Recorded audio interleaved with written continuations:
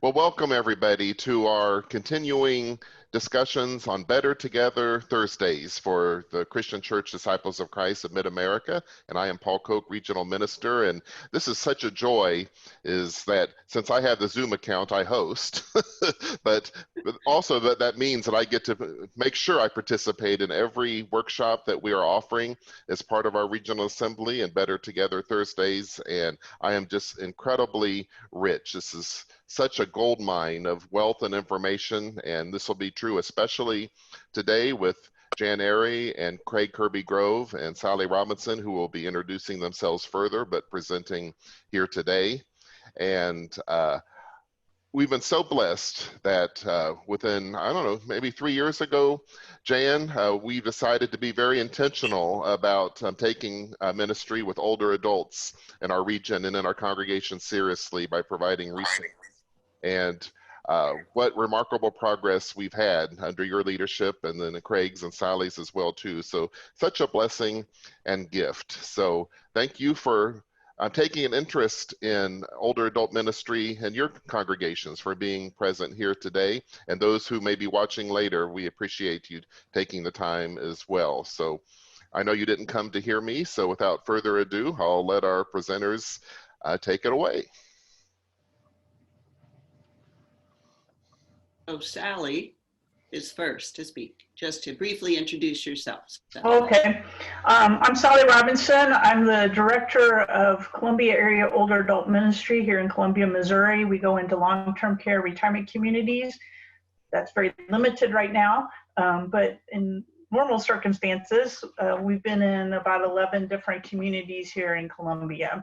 And I see Kim Leon's on the call. She's became our assistant director the 1st of July, and she's in seminary at Phillips. Well, through Phillips, she's in seminary. So great.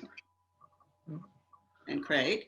I'm Craig Kirby-Grove. I'm the pastor at Maryville First Christian Church. Maryville is up in the very northwest corner of the state.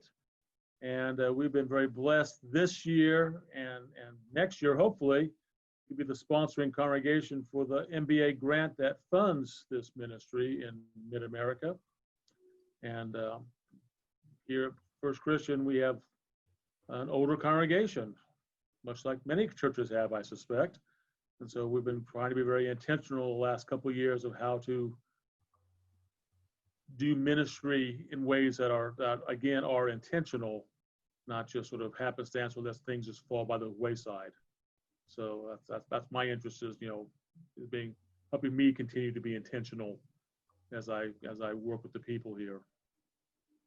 And then Jan. And I am Jan Aerie. I'm coordinator, as Paul mentioned, of the Older Adult Ministries program in Mid-America. And we are very fortunate to have been receiving not only the Rickman Legacy Grant, but also the NBA grant in the last 2 years, and perhaps again next year. So it's a privilege that we have to be talking with you and sharing this time. Our planned workshop for the Regional Assembly in October would have looked a little different in person than what we're doing today. And we decided to shift our emphasis to talking about the pandemic and the relation it has and the impact it may have in your church with older adults. And so we hope that you will take the little snippets of information we're sharing with you today, knowing it will be a lot, and explore more on the websites that will show at the end on our last slide in the PowerPoint, as well as the other videos and materials that will be available to you. And we can emphasize that again during our Q&A time. But we decided to show a brief video, 5 minutes long, which is one of our new videos in the discussion series on older adult ministries and biblical perspectives. The subject of the one we've chosen for today is called Loneliness and Presence, and that will be a big part of what we relate to talking about today. So once we've finished watching that, I will jump in first and share some commentary with you, and then we'll follow with the others after that. Here we go.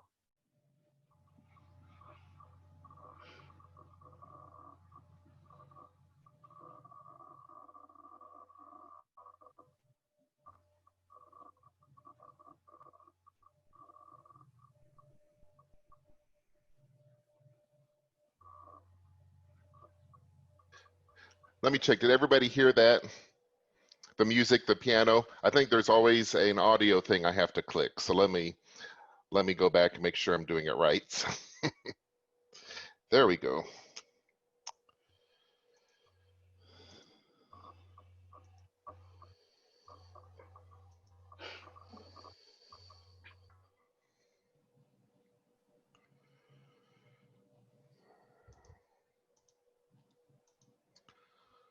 Okay.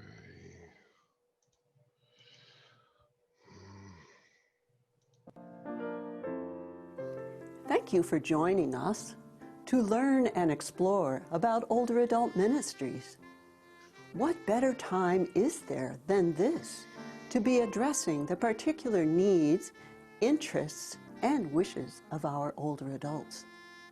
Faith formation and spiritual growth are key essential elements of healthy aging. This video and our series will aid you and your congregation in enhancing and growing your ministry with, for, and by older adults. Each video is created in a similar format to launch a dialogue, including a topic introduction, brief related commentary from church members and leaders, and key discussion questions with biblical context. Use this video in the fashion that works best for you as an individual or in your own adult study group.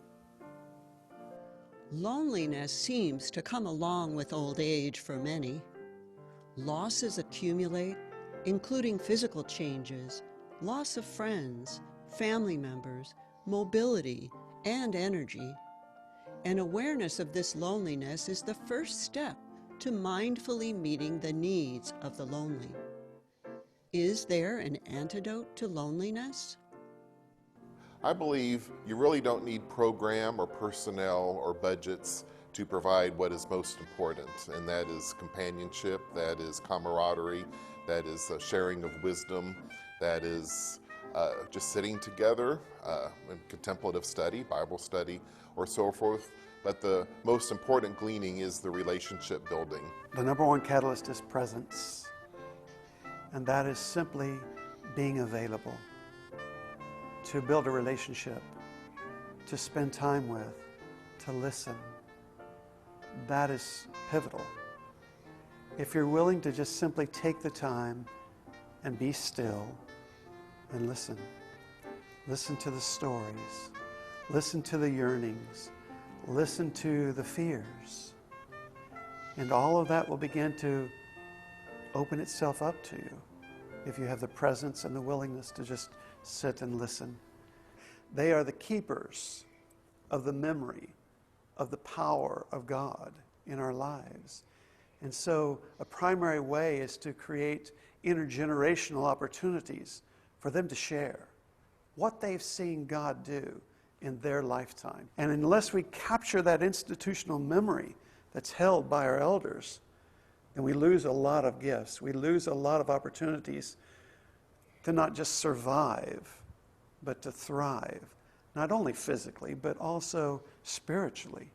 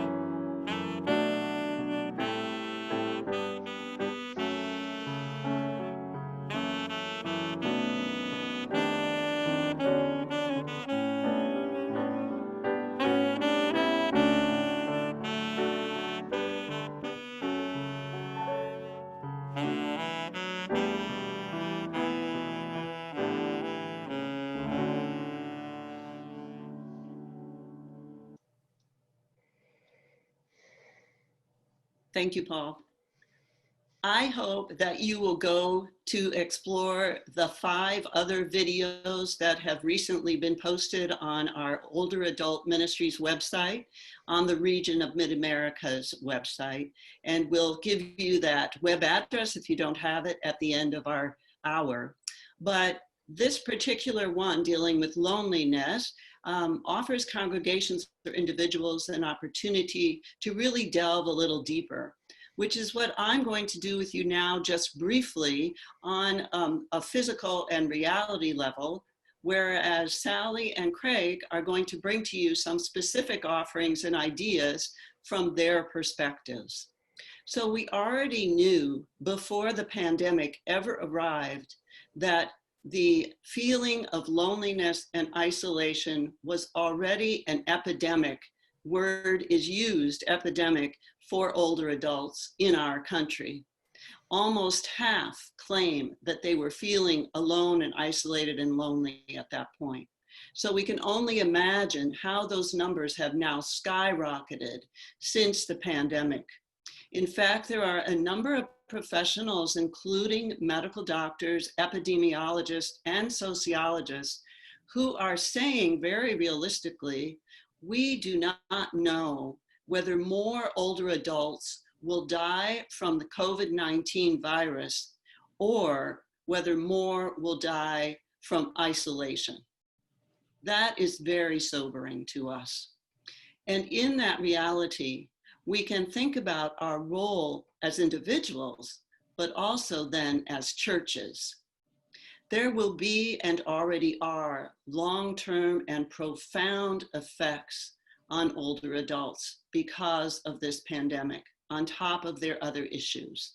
And social isolation is one that we as churches can address effectively. So depression is related to isolation, and one can go with the other, one previous to the other, and vice versa. Depression can look like dementia in an isolation and loneliness situation. And in fact, we now know that symptoms of Alzheimer's can suddenly appear where they remained hidden for up to 20 years when someone is feeling stressed and isolated. We think of people in facilities, and Sally will talk more about this, but imagine being alone or with one other person in a small room. How do you get any exercise or movement at all in that space, aside from walking to the chair, from the chair to the restroom perhaps? And where is the conversation and the connections that you make when you're eating alone or with one other? You would tend to turn on the television or find some other media to entertain you. So one of the issues that we need to address is that watching the news these days and the information about the virus can really cause paranoia, fear, and an increased worry and isolation.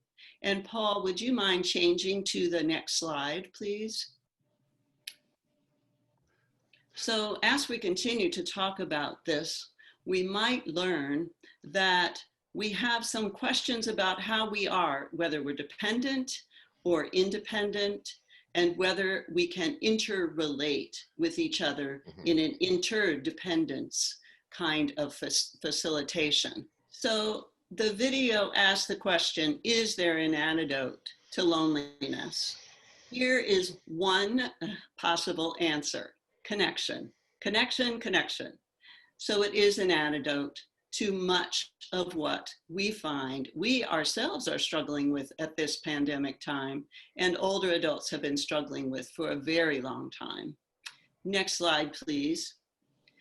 In our images, this question was what I was beginning to raise. Are we really independent, or do we all need a village? This image, of course, is not one that we could even imagine now, because these two people would be separated and isolated from each other. They are members of my extended family, and in care of both of them, there has been a village needed in order to move into place and work out the challenges that they both face at this point. Next slide, please. So when we're asking the question about dependence, independence, and interdependence, this little graphic is a helpful reminder. I would take more time, but I won't today, to talk about 8,000 days, 8,000 days, and 8,000 days. If you think about it later, you'll find that there are 8,000 days from birth to about 21 or 22 years of age. And again, from 21, 22 to 45, and again, from 45 to 65 or so. And the idea is that children and young babies are dependent, but we all strive in middle age, particularly for independence. But all along the way, we really are interdependent, I should say, of each other. What is now being found is that we are challenged to mobilize as many ways as we can think of to find resources and social connections that maintain that kind of interdependence while we are separated from each other. Next slide, please. So this is a quotation about interdependence, which you can read to yourself. But when we talk about interdependence, we really are wanting to emphasize how critical it is to older adults.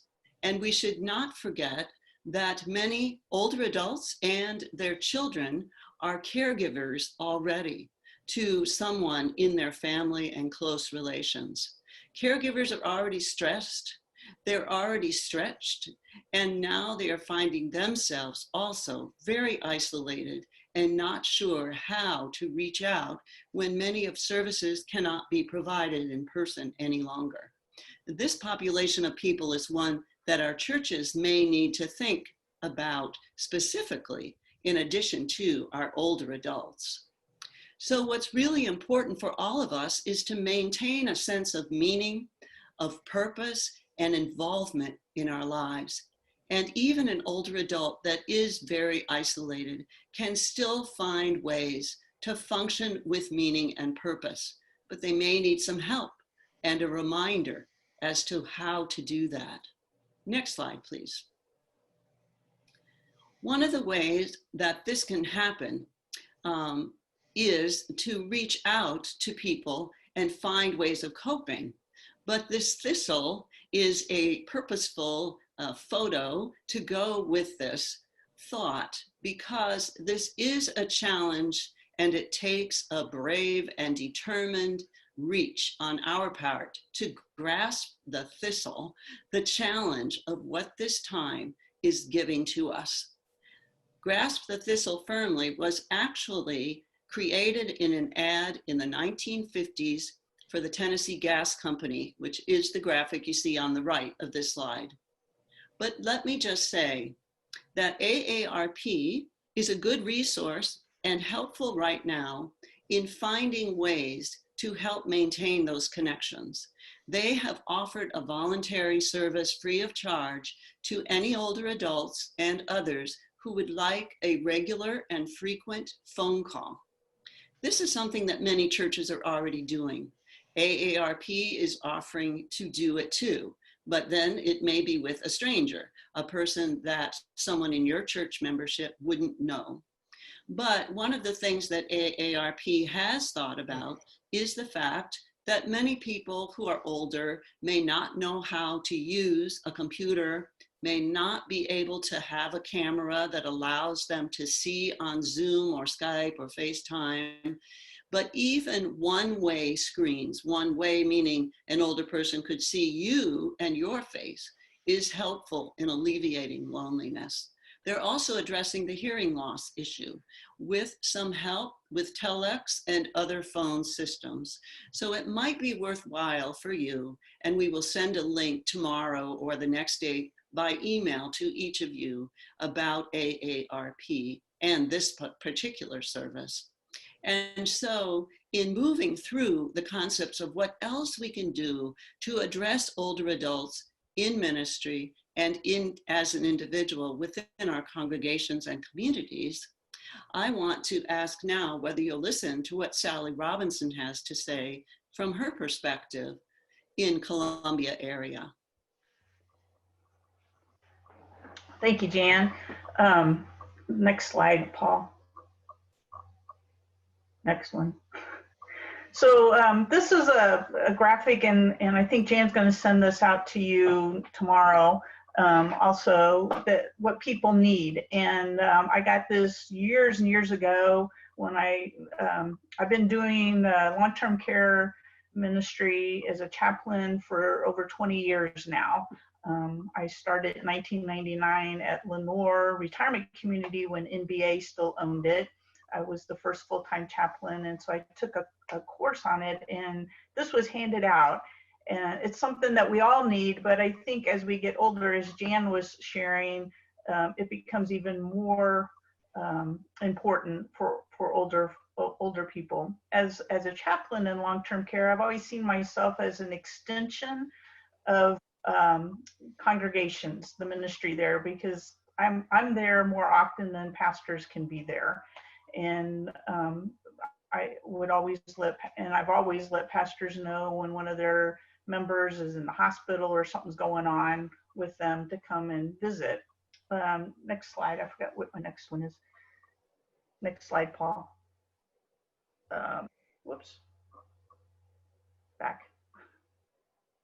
So this talks about spirituality. This is a good book, a resource as well, about the spirituality as we age. I mean, I find some folks have told me over the years, you know, I feel more spiritual now because I have more time to spend in that part of my life. I'm not raising my kids anymore. I'm not going to a job. I'm, you know, not doing this. And so they have more time to come to a Bible study or things like that. Next slide. So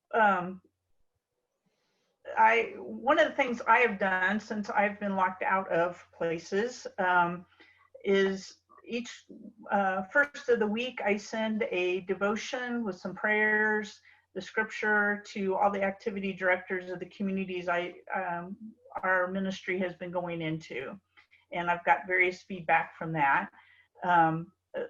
At Lenore, they happen to have, they're very blessed there. They have 2 in-house channels, so they've been well, they've stopped doing it now, but when we were completely shut down, on Sundays, they were showing about 7 or 8 different churches here in town, worship services that were on YouTube.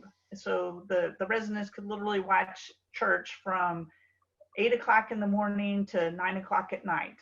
And some of them did, you know, and I found they were critiquing the different churches too, and the pastors, but that was one way that local churches could connect. They had it has since broke, so we can't do it now, but they had an interim time when their chaplain retired, and they had contracted services for me, so I was going into the chapel preaching on Tuesday afternoons to an empty chapel and a camera for their little midweek worship service. Bible study, we've done that way. So what some of the congregations have done here in Columbia, because Lenore and the Bluffs and several other communities here have what they call a chatterbox. It's a plexiglass frame, 3-sided plexiglass, where person living in licensed community is wheeled or set inside that box, and their loved one can sit on the other side and they can visit. It's as close to face as they can get. It beats the window visits that people were doing prior to that. A lot of the communities here in town have done FaceTime. Their activity directors were taking their iPhones and iPads into different people's rooms and FaceTiming with their loved ones. And because of all of that, I haven't tried to do some of those things, because I figure that's the time families need with them as well. I did try one Zoom visit with one of the communities, and I think it was more my internet connection than theirs, but we kept breaking up. So I'm going to try that again sometime now that they're able to kind of get out and socially distance within their community. But at least here in Columbia, the activity directors have done some amazing things to keep folks active now that they can get out of their room some. And taking walks outside in their little courtyards or around the buildings and things like that. So next slide, Paul.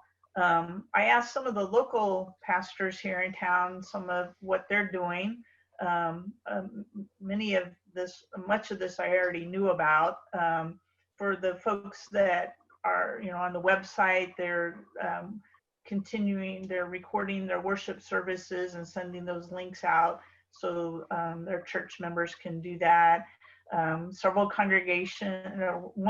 First Christian Church here in town has been providing a little in-home service in their weekly newsletter so that the folks that don't have internet access have a little worship service that they can do themselves, or if they're, if they have a spouse there, can do that as well.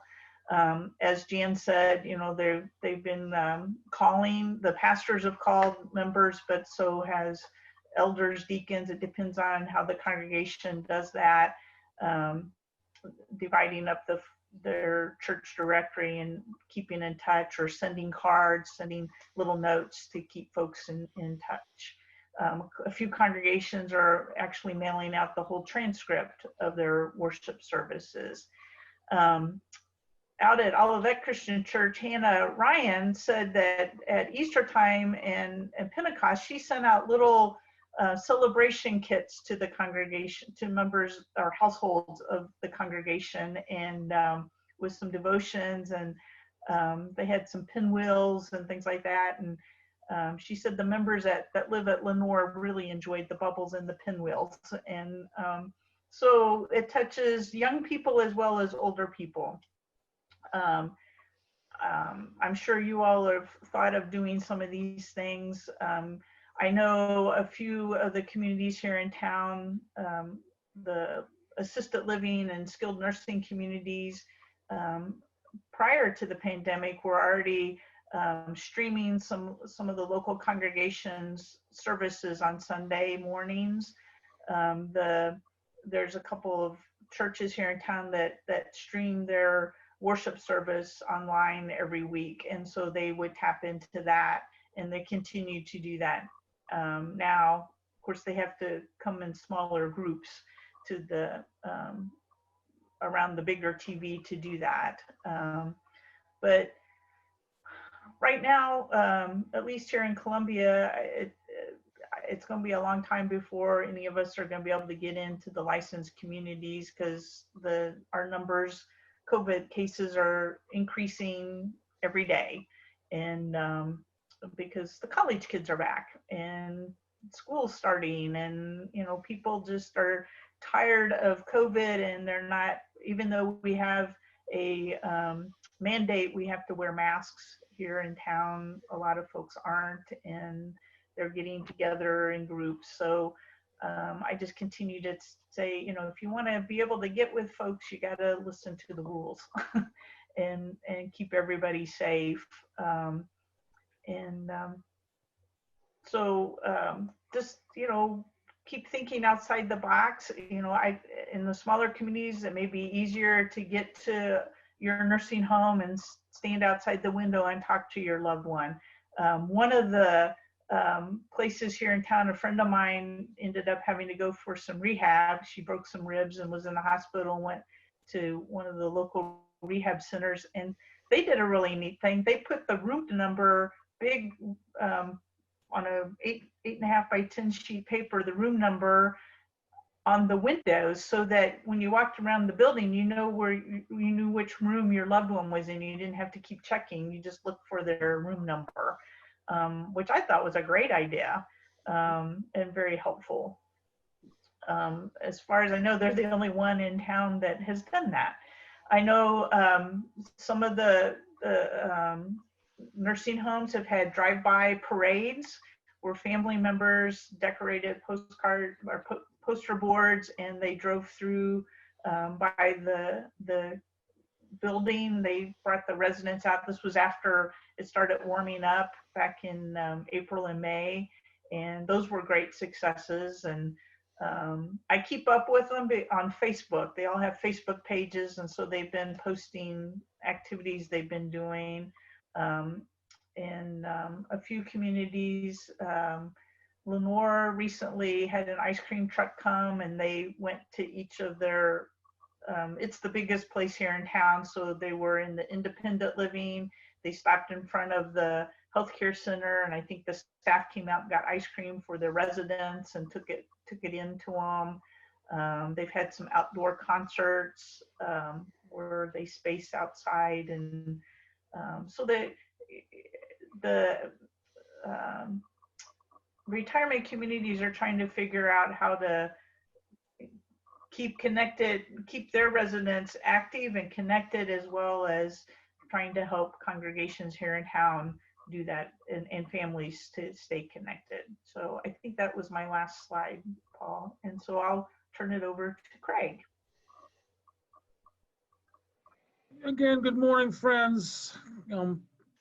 There are things we can do. And the question, of course, is, can we do them right now?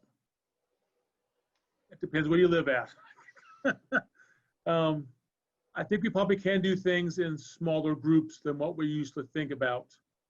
But that's okay. Smaller groups maybe have more intimacy than a big, large hootenanny could possibly be. And I guess one of the things I'm thinking about here for us doing, there are just things that generations need to, again, pass among themselves. Ron talked about, the spirituality and the history of the church, and those things are incredibly important, and they really are the line that connects us all the way back to the beginning of our relationship with God. But there is equally things that we just need to do that we just don't talk about anymore. There was I guess when I was growing up, and I'm not that old, home ec was, still offered, but it was optional as compared to, I think, probably when my parents were in school. Home ec was what everyone took, at least the women, probably not the men. Men probably took shop class, regardless of stuff we did back then. And so, we don't teach our children, and those children aren't just kids, those are everybody's going on here with that. How do we understand how to cook a dinner? How do we understand how to cook a meal?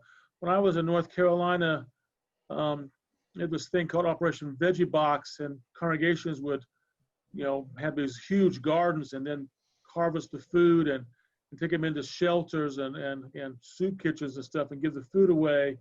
And they realized that giving it to some of the younger families was wasteful because they had no idea how does one cook an ear of corn?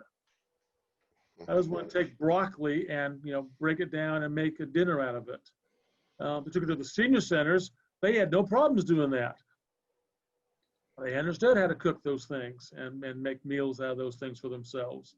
So again, that really became a thought process for me. How can we get people who do much more cooking, a history of cooking, to teach them cooking, which is a very simple thing. All of us got kitchens in our churches. Here's a way to, learn something. And again, maybe sort of like the next slide here, maybe it's not just, teaching young ones how to make pancakes. Maybe it's teaching our own children how to do things. I still get calls from my kids. How do you make this? My wife, Catherine, still remembers, there are some things only her mother made, and she didn't let them make it, and she, regrets not knowing how to do that now, years later. So again, that teaching and passing on of information, can be done. And again, my thought process is when it becomes a little safer, or we can do it in situations that become easy to do, is it just allows us to do some things that allow times for conversations, allows time for passing of questions and answers, allows people to meet each other, to know each other better. And I think that's something the church needs to be doing, be very intentional about how we, tell the stories. There are some questions you just don't ask mom and dad. There are some questions you have to ask questions you need to ask grandma and grandpa about. And so maybe they're not, and again, grandma and grandpa don't live down the street anymore. That time is gone. Even in Maryville, grandma and grandpas, which a lot of people here have got 3 or 4 generations in the church. Again, they still don't live next to each other all the time. So here's a chance again to adopt grandparents if you need some. Well, your grandparents are gone and mom and dad's gone. So who do you call? Who do you talk to? Who do you have teach these things to? So I'm thinking something the church can do very actively. If we just, in a very practical way, if you guys, and we all know who the good cooks are in the church, because they're the people who go home with, their pan empty after the potluck. We know who bakes well. They're the people whose pie tin is empty, whose cake plate is empty. So we know who cooks well because we're eating all their food first. Invite those folks to come and help do some cooking with some of the other folks. Anyone who's interested in doing that, and make it. And the mission thing of it could be easily. It's not just I'm teaching intergenerational, and cooking needs to be cooking needs to be taught by everybody. Everyone needs to know how to cook and feed themselves. Be intentional about it. Take, here's a 9 by 13 casserole, and we're going to teach you how to make, a pot pie that you can bake, and then you take it to some family in the community or in your church that, maybe have some food issues or some money issues, and these are just stuck at home because they're quarantined. Here's dinner for a couple days. So it's not just you learn to cook and what it mean to, do this and that and make a gravy or making pie crust or whatever you're doing. You actually become something you share with those around you. And that becomes a way to again, lift that. Again, done in small groups, it's probably safer even nowadays to do that. And when things get even safer, you can do it in bigger groups and do that kind of mission work, that kind of teaching. Again, it's not just cooking. I don't know how many people take shop class anymore. The high school is sending you either go to college and that's all your pre-college stuff, or you don't go to college. And so, if you're on one track or the other, you don't there's no crossover anymore. But there are people in our churches that, have crossover information to teach us. When I was growing up, one of the first things Dad taught me was how to change a tire. That was your rite of passage to getting your driver's license. And I made sure my children knew how to change the tire. But all the girls, both girls and my son, they can change a tire. That's how you got your driver's license. I had to be able to do that kind of stuff. I had to check the oil. I don't know who does that kind of stuff.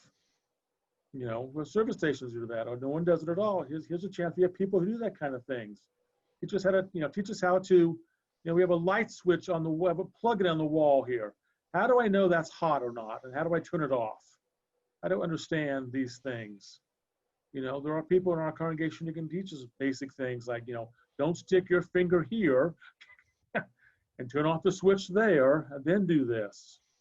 Or have some fun. I remember, last year my grandson turned 1 and one of my members made him a little wooden toy car, and I couldn't do that. A master's degree is worthless if I can't make a toy car for my 1-year-old grandson. So here's some lessons of West, come teach us how to do those things so we can, pass on some information, that kind of stuff. All those kinds of things we need to do. Again, it's intergenerational. It's all part of the things we can do among ourselves. And again, that's something the church can do and be intentional about, getting people together, inviting people to become a part of it, getting families to interchange with other families, so we get to know each other a little bit. So again, the benefits just, keep on adding and adding and adding. But again, I think, as in all of ministry, it's intentionality. Are you willing to do that extra work to set those things up? Are you willing to share your gifts? Are you willing to share your talents? Are you willing to learn something? So I think that's a place for us to use our generations in the church and our older folks and have them teach us something that we either didn't know or need to be refreshed at, or just have time to share with each other. I think those are all ways of doing things and making community stronger and bonding us together as the people we're called to be. So let's go ahead and go through some slides here. The next slide up, that's, again, some of the things you can make, unless you know how to do these things, how to make a pie. Yeah, you can get one in the freezer and thaw, but that's not quite the same as making a pie. How to bake a cake, you can follow the instructions, but a good cake is better than that. So that's those things. The next slide. Again, it's non-gender based, it provides good time. And again, and Graham can be able to talk to people. Next slide. And then, next slide. This again, the picture, we get people who do some cool things that, most of us can't do. And then it's sort of the final slide here. Now, this is something I just learned the last month or so. I found this book by William Willimon, who's the professor at Duke University, former bishop of the Methodist Church, is now back teaching at Duke. And it's a book called Aging, Growing Older in the Church. And he's talking about, and he's like in his 70s now, he's sort of talking about his own life. What does it mean to be in the 70s? What does retirement look like? And how does the church deal with ministers retiring, and how does church deal with people retiring? And what can we do as church to help people make those transitions in life?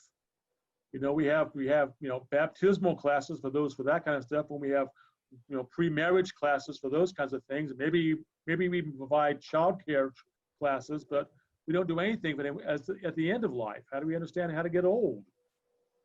The last quarter of our lives. How do we understand what it means to retire? What does that mean to us? How do we understand that spiritually and physically and mentally and in all different ways? I think this book is an excellent resource for all of us to look at and read, and it's very personal about that. I think the one great, lots of great stories. The one great story I remember from reading this was there was a family. It was a father and a son, and the son really liked playing his music loud, and the father just couldn't stand that. But down the street, another member of the church was lonely and probably wasn't taking care of his or herself the way she should, and she was deaf as a doornail. And so basically, William talks about him saying, why don't you send your son down the street and let him in college live with her, and so he can play his music loud, and you can have a little piece of your house, and she has some company in her house. And it worked, and everyone now, instead of being fights and loneliness and disruption, now there's peace, and the people are living happier lives just by putting people together. You wouldn't think about putting together and breaking old boxes into new ones. So I thought, what an interesting way of thinking about that. And again, he talked about coming from a community, a college town like Durham, and again, for all of us who have lived in college towns, really think about, our plea to our college kids is, if we need a grandparent, we get plenty of them.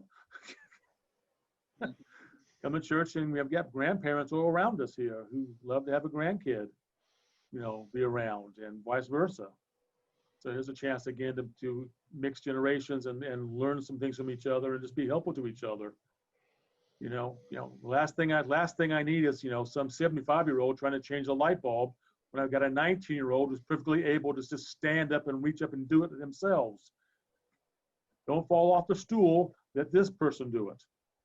So again, it's the simple things that make sure longevity happens for everybody. And that's all I've got. Thank you all for listening. So thank you, Sally and Craig, for sharing with us and with me in this process. We want to take some time to hear from you for the rest of our hour. And we're interested in hearing what you have to say, but also if you have thoughts or questions that others might like to hear or things that we might be helpful in answering, go right ahead. I will moderate, but let's see. Are people unmuting themselves, Paul, or is everyone unmuted already? Okay. So anyone going first? My name's Catherine Kinnaman. It's just funny, that this this discussion, which I'm very interested in and I'm very grateful for, comes at the time of tomorrow is my aunt's 94th birthday, and we were just talking yesterday. She is in a residential facility, alone in a room, and cannot even go beyond the threshold. You know, meals are taken to her. She's very mentally pretty active and plays, you know, bridge and can email and be on the phone. But you know, she comes out of a very social life, and so I'm just so aware, and she's far away. She's not, you know, within driving. So tomorrow I can't drive to her and do a 1-car parade, you know. But so you really touched me with your discussion early on, Jan. And then I stepped away for a minute. I had a phone call from a dear friend who is at end of life, and she called to tell me, you know, it'll be in the next few days, and I just wanted to let you know. And so we're saying goodbye on the phone as we're talking about how, you know, we deal with pandemic and aging. And so this came at a good time for me personally. Thanks. Thank you. Thank you for sharing. We ache for you in that situation, but for each one who we all, I think, have some experience or knowledge of someone, it's so, so hard.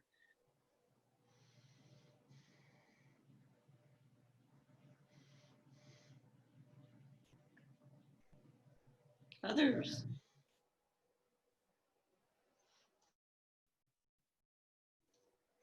I was just thinking what Craig's points about the cooking. Of course, we ministers, we try a number of things and not all work, and some fail dramatically and so forth. But one that was actually very successful, we were starting up small groups and trying to think all the possibilities of small groups. And one of them, the people identified this as Cooking for Christ.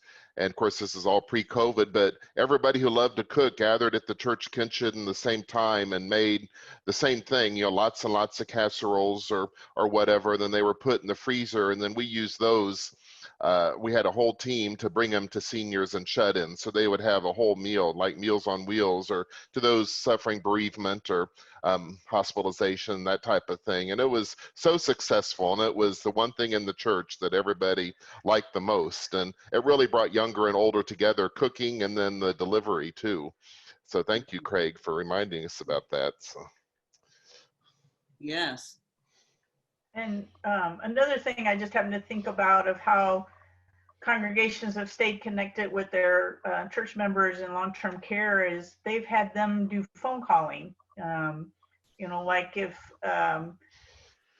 they've had a list of folks who are participating, we can't do it right now, but participating in Sunday worship. And so that shut-in calls everyone to remind them, you're the elder this week, or you're the scripture reader, or, you know, whatever. And that keeps them connected to the congregation as well. And there might be some new ways you could do that in this time as well. They could be one of the people calling other folks as well, if they have a phone in their room. I know not everybody does. But another church has asked their shut-ins to make a call on every church member's birthday and just wish them a happy birthday. It's a similar thought, same way. Julie, you had your hand up before. Yeah, I was just going to say, my mother turned 100 this summer, and she is in an assisted living facility, and we were able to do a very COVID adapted celebration by going to the window. But I used to call. She's 2 states away from me. I used to call, but she has become profoundly hearing impaired. So I switched to 2 to 3 short notes per week, or just even a card, and then sending flowers once a month. And that's something too that churches could do for people who are hearing impaired. They love getting mail. And so just getting, and one of the people in the church had been writing to her, and she would just write a sentence or 2, but it meant a lot to Mom to get those. That's great. What a good idea. Others?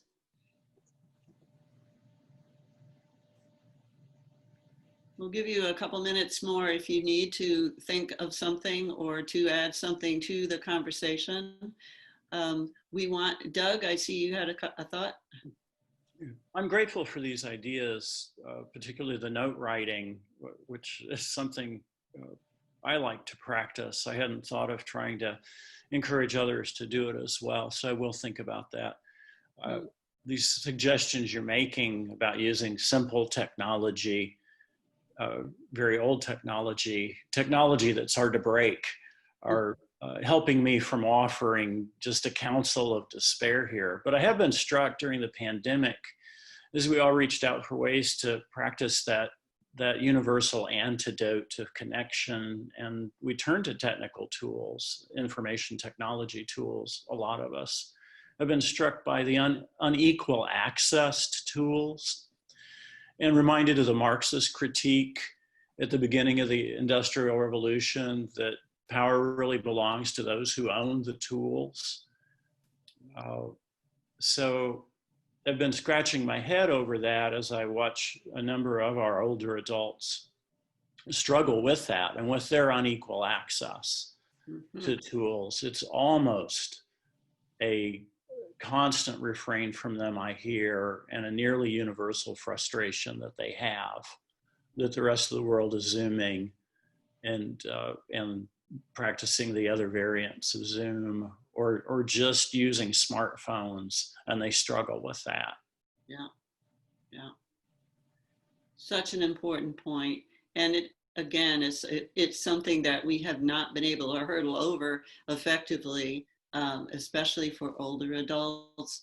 I have a friend, in addition to Sally, who's a chaplain, and she described to me how her role has changed so radically, where her facility has 2 iPads, and she said most of her time is spent taking them from room to room, but in between she has to sanitize them and make sure everything is all antibacterial before she goes to the next room. But she's on her feet and running the whole shift just to try to help people make that connection. I hope that some facilities are increasing the number of iPads or whatever they're using that might help in that situation. It's, yeah, very unequal. And those at home, even harder. One thing go ahead, Paul. Oh, sorry.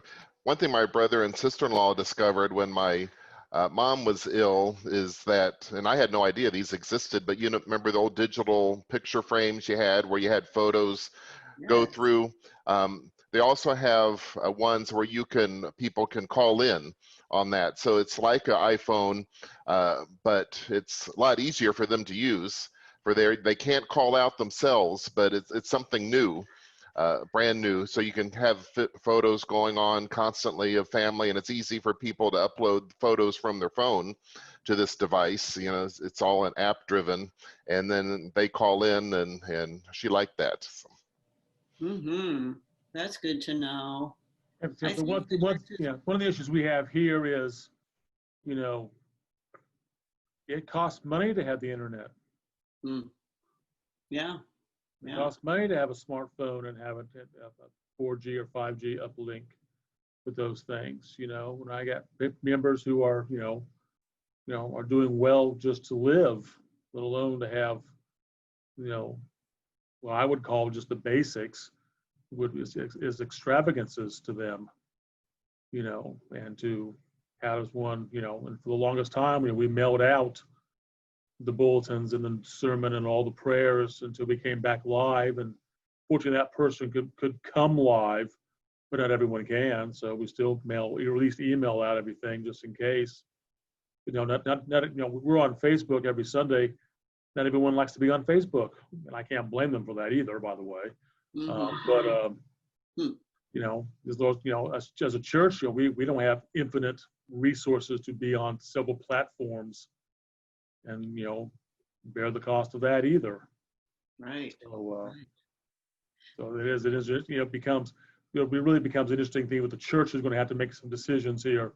When we think about worship and what we spend on worship, how we may need to reprioritize where some of that money goes.